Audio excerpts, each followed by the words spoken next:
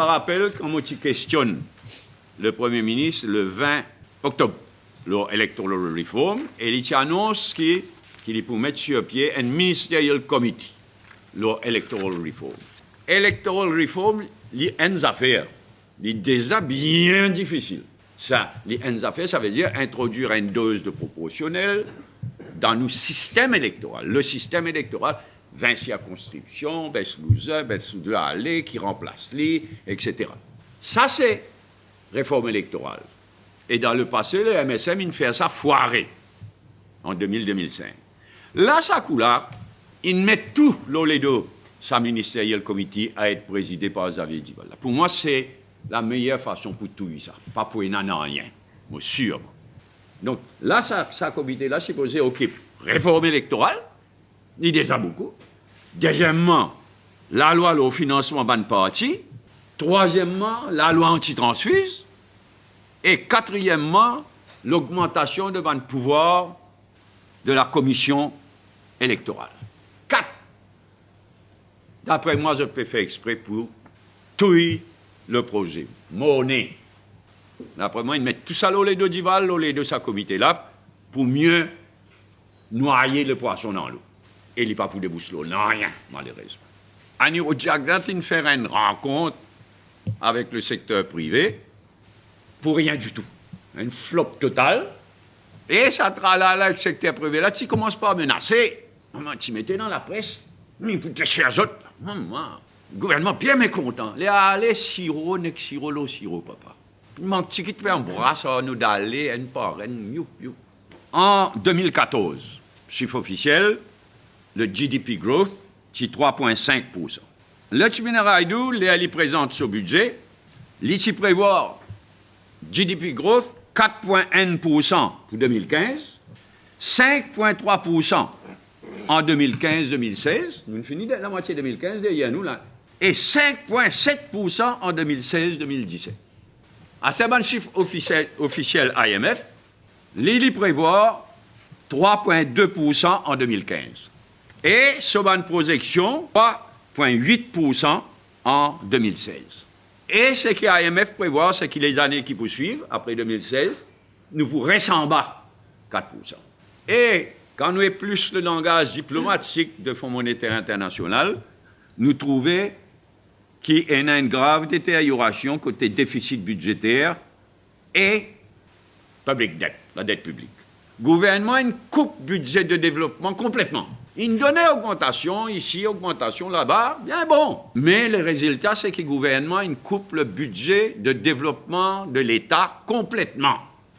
Et maintenant, il compte totalement le secteur privé et l'investisseur étranger pour créer l'emploi, pour créer le développement. Là, il est clair que nous déficit budgétaire, il finit dépasse 4% de GDP. Et le public debt, il arrive 64%. Alors que sous la loi que le gouvernement précédent a voté, le Public Debt Management Act, nous supposons ramène le public debt en bas 50%. Au lieu de ça, le public debt peut détériorer, alors peut compte complètement leur investisseur étranger pour sauter dans la difficulté économique côté et pour créer l'emploi. Et là-dedans, il y a 6 gros projets. Il est clair que le gouvernement peut parier ça 6 gros projets là à fond. 4 concernent bonne compagnie chinoise et 2 surtout bonne compagnie Dubaï surtout. Et il y a un projet dans parmi qui soulève beaucoup de questions, y compris qui fait des vagues diplomatiques déjà. C'est ça projet d'un nouveau port. Le ministre de l'Agriculture, le ministre Siratan, il fait une conférence de presse. L'INROD présente des choses qui plantaient, tape plein, qui plantaient dans bien. Il tape ce tam-tam, une plate, bien vite. Un petit plantaire pas bête, je te fais autre compte. Et je te réalisais, l'IN présente ça les 15 jours c'était. Mercredi, jeudi, Premier ministre, c'est une réunion publique dans cette circonscription.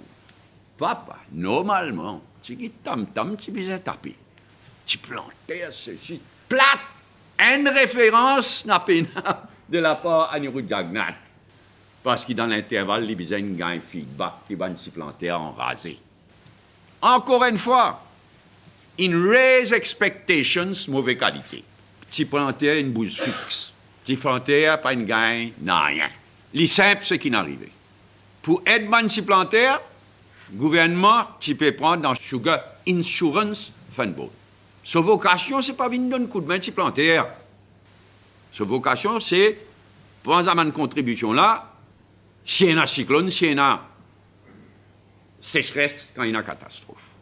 Heureusement, pas une catastrophe ces dernières années. Donc, exceptionnellement, le gouvernement a une permission actuelle pour puiser dans sa fonds là pour être petit planter. Mais seulement ça, pas capable. Il y a une affaire ad hoc, ça. Ça, l'argent qui tu peux prendre dans Sugar Insurance Fund Board pour un petit planter, il diminue par 1400. Mais, exceptionnellement, encore une fois, ça coule il a le puise dans CEB.